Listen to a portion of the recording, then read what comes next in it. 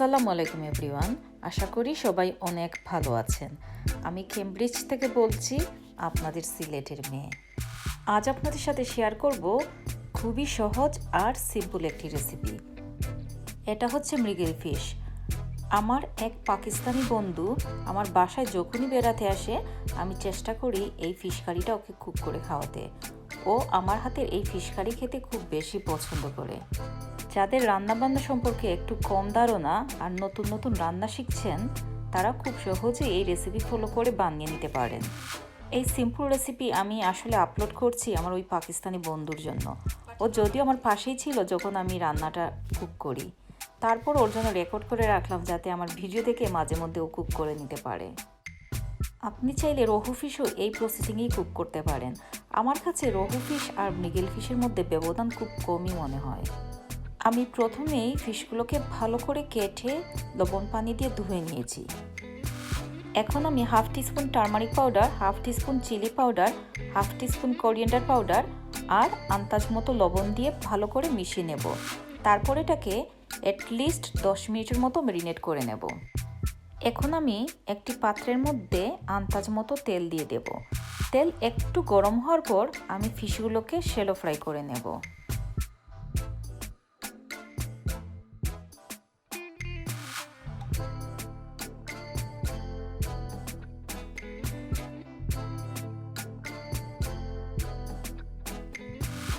আমি একটি পাত্রের মধ্যে আন্দাজ মতো তেল দিয়ে দেব। তেল গরম হওয়ার পর আমি এখানে কিছু রসুন কুচি ছেড়ে দেব। তারপর এটাকে হালকা লাইট ব্রাউন করে নেব। যখন লাইট ব্রাউন বা হালকা বাদামি কালার হয়ে যাবে, তখন আমি একটি মিডিয়াম সাইজের পেঁয়াজ ব্লেন্ড করা ছেড়ে দেব আর আন্দাজ মতো লবণও দিয়ে দেব। তারপর এটাকে কিছুক্ষণ কষাবো।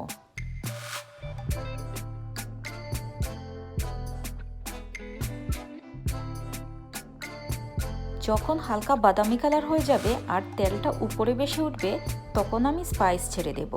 আমি এখানে half teaspoon turmeric powder use করছি, 1 টিস্পুন রেড চিলি পাউডার দিচ্ছি, half teaspoon coriander powder use করছি আর হাফ টিস্পুন জিরা পাউডার ইউজ করছি। তারপর এটাকে ভালোভাবে মিশিয়ে নিচ্ছি। এখন আমি এটাকে কিছুক্ষণ কষাবো। প্রয়োজন মতো হালকা পানি ব্যবহার করব।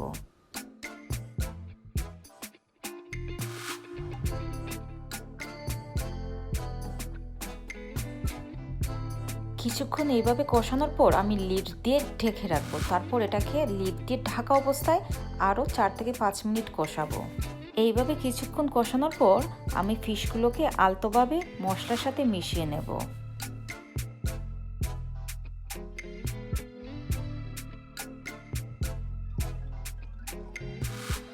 আমি চেষ্টা করি সবসময় মশলার মধ্যেই ফিশগুলোকে এভাবে হালকা নেড়েচেড়ে দিতে, যাতে স্পাইসগুলো ভালোভাবে ফিশের সাথে মিশে যায়। এখন আমি লিড দিয়ে ঢেকে কিছুক্ষণ কষাবো। তারপর প্রয়োজন মতো পানি ছেড়ে দেব আর সাথে কিছু কাঁচামরিচ। আমি এইভাবে 5 থেকে 7 মিনিটের মতো কুক করব। আপনি চাইলে লিড দিয়ে ঢেকে কুক করতে পারেন, আবার না ডেকেও কুক করতে পারেন। আমি নর্মালি না ডেকেই কুক করি। আমার কাছে মনে হয় এভাবে না ডেকে কুক করলে তেলটা অনেক সুন্দরভাবে উপরে ভেসে ওঠে। আমার হাতের এই সহজ ফিশ রেসিপি আপনাদের কেমন লাগলো আমাকে কমেন্ট বক্সে জানিয়ে দেবেন। সাথে আমার চ্যানেলটি লাইক আর সাবস্ক্রাইব করতে ভুলবেন না যেন। আর অবশ্যই বেল আইকনও ক্লিক করে রাখবেন। আমার ভিডিও আপলোড করার সাথে সাথেই আপনাদের কাছে নোটিফিকেশন চলে যাবে। সবাই ভালো থাকবেন, সেফ থাকবেন, সুস্থ থাকবেন। আল্লাহ হাফেজ।